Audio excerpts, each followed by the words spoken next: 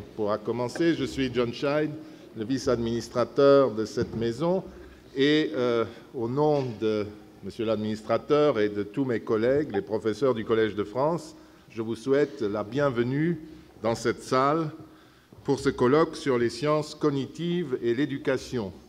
Cela devient une habitude parce que ceux qui étaient là l'an dernier savaient déjà que j'ai fait la même présentation, le même accueil que maintenant, et le fait que cela se répète est un bon signe. Je crois que c'est d'abord un signe de l'activité de Stanley Dehaene dans ce domaine, mais aussi de l'importance du sujet auquel tout enseignant, et je crois qu'il y en a beaucoup parmi nous, est passionnément intéressé. J'ai récemment pu lire dans la presse, et puis en discutant avec Stanley, que finalement les neurosciences cognitives commencent à exercer, avec l'aide du ministère, une activité bénéfique sur l'évolution des doctrines concernant ce domaine. Et, vieil enseignant que je suis, cela me réjouit profondément.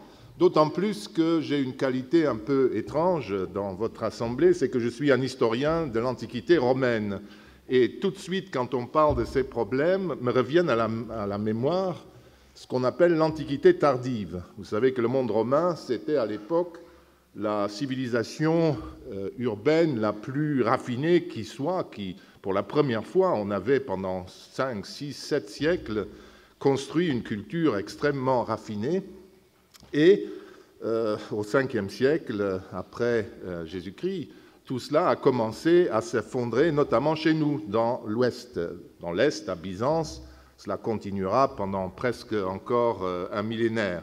Mais chez nous, on est très rapidement retourné matériellement à la proto-histoire, c'est-à-dire quelque part entre le 8e et le 6e siècle avant Jésus-Christ, matériellement et surtout culturellement, parce que la lecture, l'écriture, la formation se sont réfugiés dans quelques monastères planqués entre les rochers du sud de l'Italie, dans une crique oubliée, ou alors retirés en Irlande. Et toute l'élite s'est engouffrée dans la brèche et est devenue barbare, analphabète et connaissant uniquement leur épée et le plaisir d'en découdre.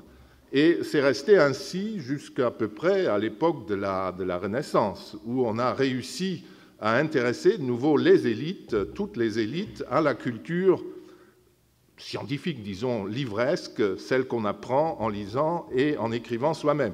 Rappelez-vous Charlemagne, qui était certainement un homme extraordinaire, très intelligent, qui ne savait même pas signer en son nom. On lui avait fabriqué une espèce de matrice dans laquelle il essayait de mettre son nom, parce qu'il était incapable d'écrire, et ce n'était même pas digne d'écrire. Donc, je vous dis que cela me touche particulièrement, parce que j'ai parfois des paniques comme cela quand je lis les statistiques du ministère, et je me retrouve en terre connue, si vous voulez.